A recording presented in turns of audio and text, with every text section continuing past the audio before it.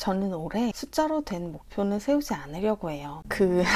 솔직히 제 인생이 어디로 어떻게 흘러가게 될지 모르겠어요. 제가 지금 처한 상황이 변동될 가능성이 무척 크고 저는 거기에 맞춰서 대응해 나갈 수밖에 없는 상황이라서 최대한 멀리 보고 좀 유연하게 가려고 합니다. 목표란 구체적으로 세워야 되고 명확한 수치가 있어야 한다고 배웠고, 작년에는 저 역시 숫자로 꽉 짜인 목표를 세우고 그걸 바탕으로 실행 계획을 만들었었거든요. 지난 한 해를 돌아보고 올해의 계획들을 세우면서 숫자들을 쓰다가 다 지워버렸어요.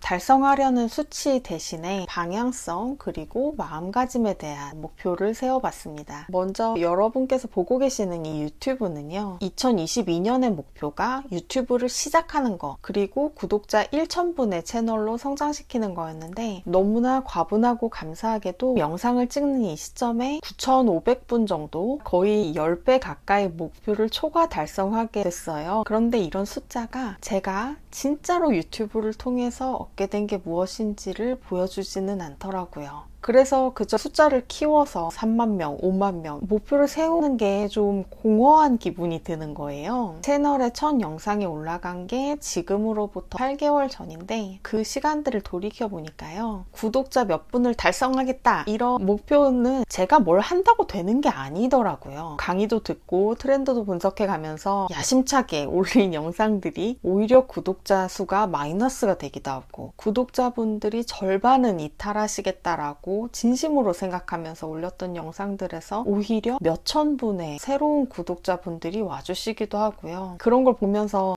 진짜 겸손해야겠구나. 감히 내가 다른 사람의 마음을 움직이겠다는 무슨 전략적 행동 같은 거를 할 수가 있는 걸까? 브랜딩, 마케팅 일을 제가 회사에서 10년 넘게 했었는데 그게 참 어떤 때는 가면으로 느껴지기도 했었거든요. 그런 것들이 싫어서 회사를 나와놓고 나 개인의 브랜딩이라는 이름으로 내가 또 새로운 가면을 만들고 있는 거는 아닐까? 이런 생각들을 하게 됐습니다. 제가 할 수 있는 건 그저 저를, 제 마음을 보여드릴 수 있을 뿐이라는 거, 그걸 알아봐 주시고 다가와 주시는 분들은 구독자 여러분이시구나 라는 사실을 경험을 하고 있어요. 블로그나 유튜브나 이런 SNS 채널 같은 것들이 단기간에 채널을 성장시키는 방법, 매일 1시간만 투자해서 수익화 운영하는 법, 월 100만 원 만드는 부업으로 활용하는 법, 이런 강의들도 굉장히 많고 저도 사실 여러 개 들어봤었는데요. 그거를 저는 좀처럼 선뜻 못하겠더라고요. 물론 그런 방식으로 성공한 채널도 굉장히 많고 그게 나쁘다는 거는 전혀 아닌데요. 그냥 제가 그걸 하는데 재능이 없고 영 못하는 사람인 거예요. 누가 맞다 틀리다의 문제가 아니라 그냥 각자 자신에게 맞는 방법들이 다 다른 거죠. 왜냐하면 저는 유튜브를 통해서 얻고 싶은 것, 하고 싶은 것이 따로 있으니까요. 유튜브는요, 어쩌면 제 인생의 가장 고난의 시기일지도 모르지만 어쩌면 가장 멋진 순간일지도 모를 지금 이 순간들을 솔직하게 기록하고 나누는데 목적을 두려고 합니다. 그렇게 함으로써 저는 저 자신을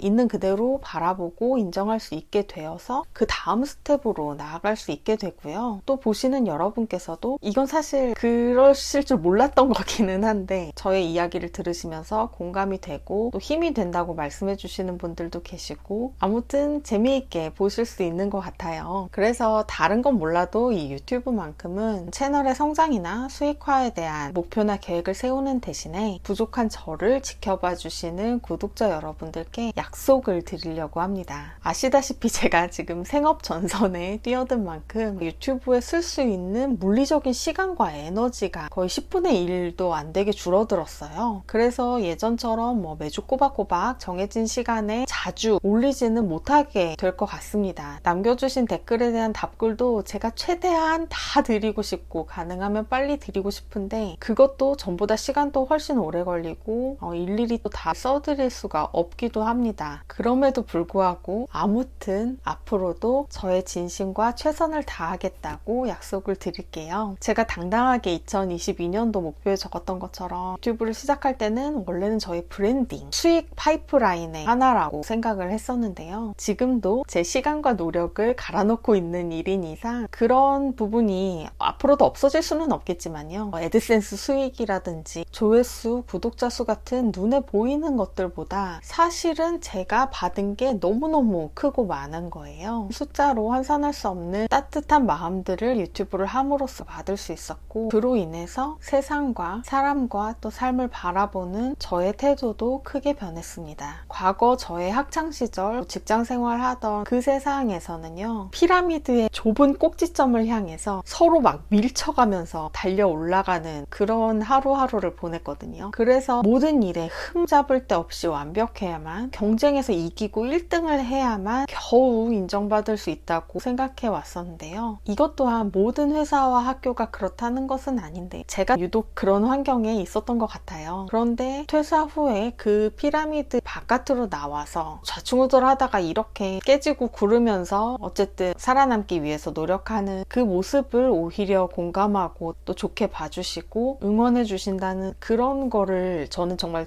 평생 처음 겪어보고 있는 거예요. 정말 예상하지 못했던 일이고 굉장히 놀랐습니다. 이거는 제가 뭐 잘하고 대단해서가 아니라 그렇게 보아주시는 여러분들께서 좋은 분들이기 때문이라고 저는 진심으로 생각합니다. 좋은 분들이 이렇게나 많구나, 이런 세상도 있구나 라는 걸 알게 된 것만으로도 제 삶이 크게 달라지고 전보다 훨씬 행복해졌다고, 정말 감사하다고 꼭 말씀드리고 싶어요.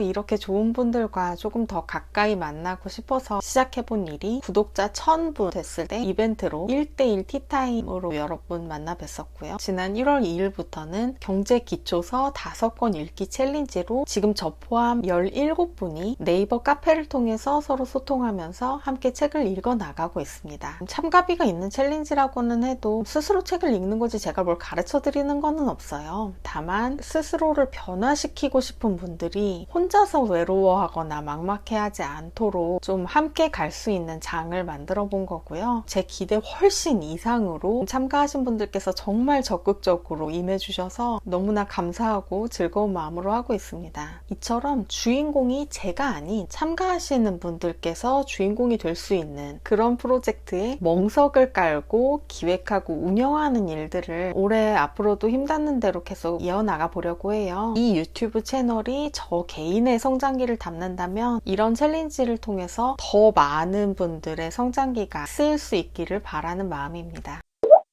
제가 최근에 읽은 책 중에서는요, 왜 사업하는가, 제로 투 원, 무인양품은 90%가 구조다, 사업에 관한 책들이 여럿 있어요. 올해는 법인을 설립해서 운영해 보려고 해요.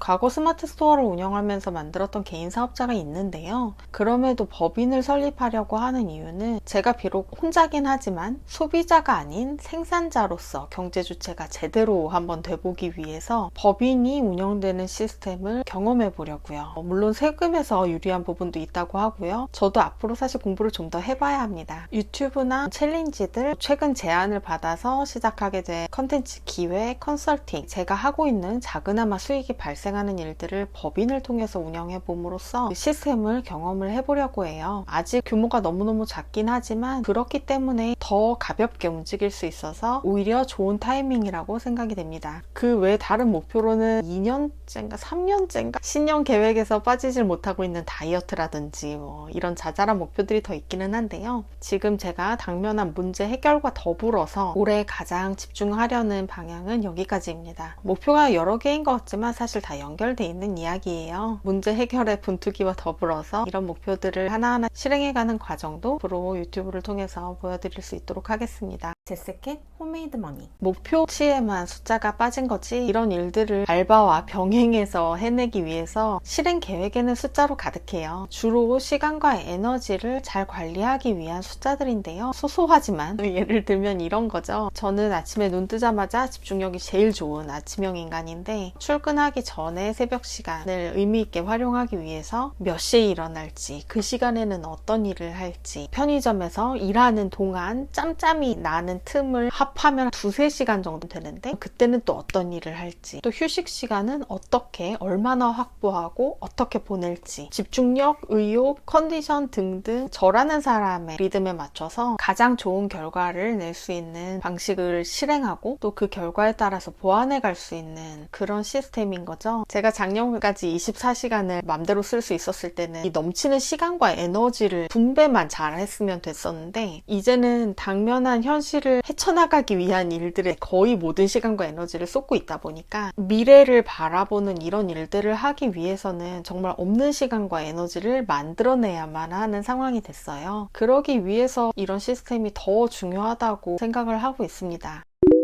우리 구독자분들께서는 23년 올해 어떤 목표와 계획을 가지고 계신가요? 작년과는 어떻게 달라졌는지, 또 새해를 맞이하는 마음은 어떠신지 궁금하네요. 저는 현실적인 결과와 효율에 굉장히 집착하는 사람이었는데요. 눈에 보이는 효율이나 성과로는 계산할 수 없는 일들이 참 많다는 것을 배워가고 있습니다. 당장 결실이 생기지는 않고 효율과도 거리가 먼 일이지만 멀리 바라보고 가야만 하는 일들이 있더라고요. 아까 제가 읽고 있다고 말씀드렸던 무인양품 90%가 구조다 책에 이런 구절이 나와요.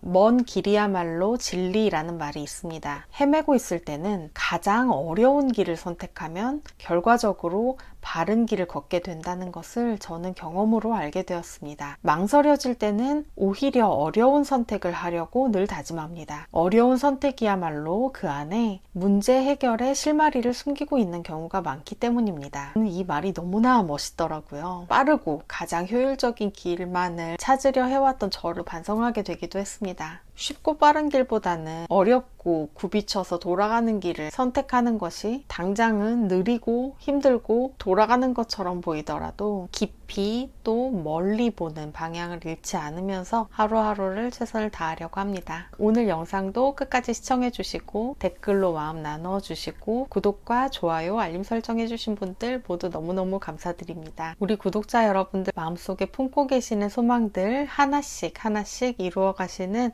2023년이 되시기를 항상 응원하겠습니다. 저는 또 다음 영상에서 뵙도록 할게요. 감사합니다.